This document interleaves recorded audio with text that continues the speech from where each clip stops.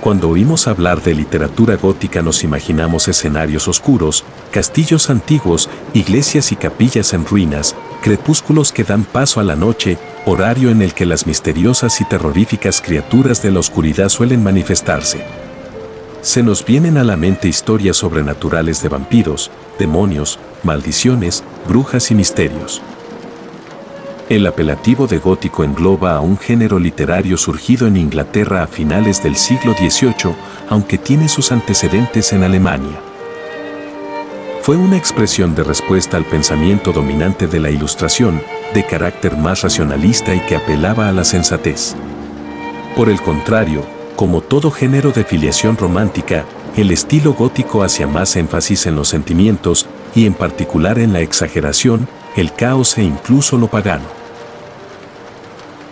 Era, por decirlo de alguna forma, la oscuridad que amenazaba la luz de la razón, lo sobrenatural, aquello que se encontraba fuera de la comprensión y la lógica. Lo desconocido evoca misterio, miedo, terror, pero también pasión y una fuerte atracción. El término gótico proviene de las tribus germánicas, los godos, quienes invadieron y saquearon el Imperio Romano. A inicios del siglo XVIII, era una palabra peyorativa, sinónima de grosero, bárbaro y de pésimo gusto. La novela gótica es una confrontación entre dos fuerzas opuestas, la luz y la oscuridad. Nos presenta uno o varios misterios, que sus melancólicos personajes irán descubriendo con el desarrollo de la trama.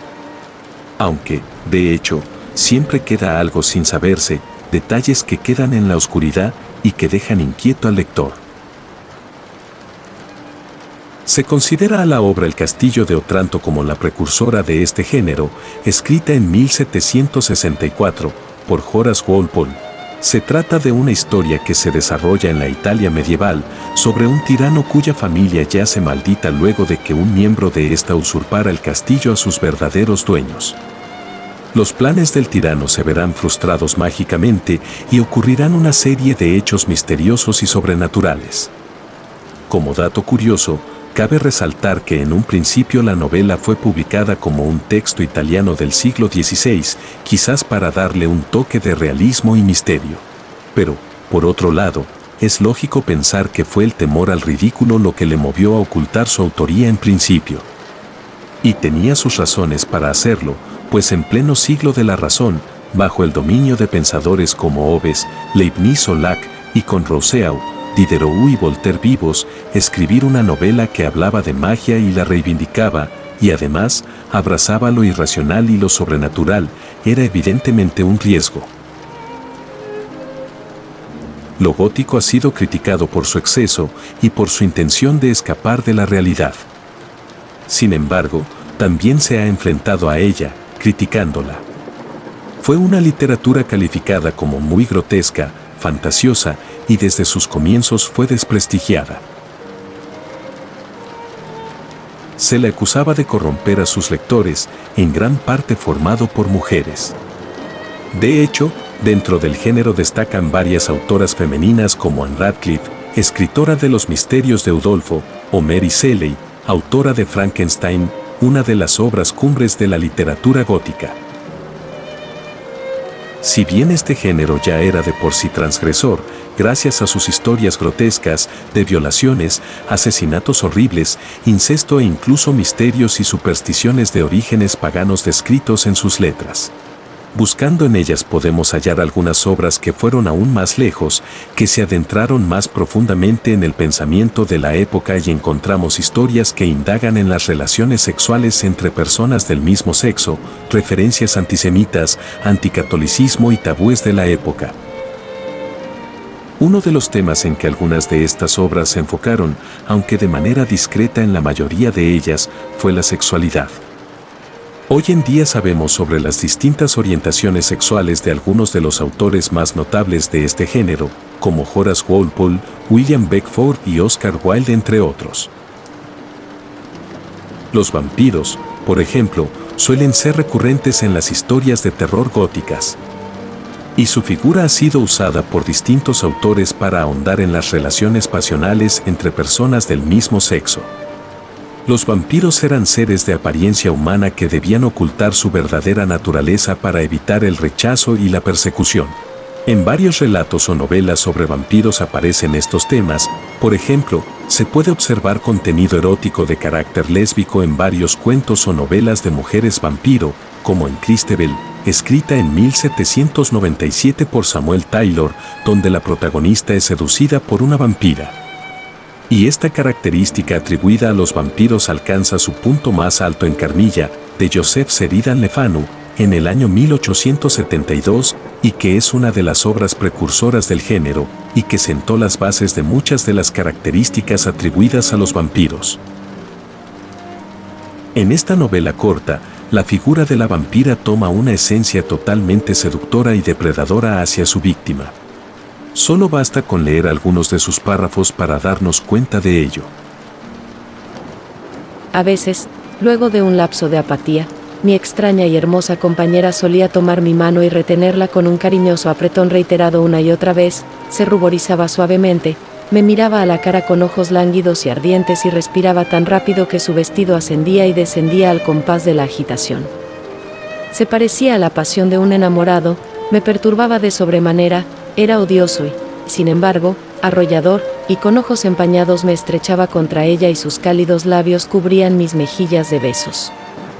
En tales circunstancias susurraba casi sollozando: tú eres mía y serás mía, y tú y yo hemos de ser una sola para siempre.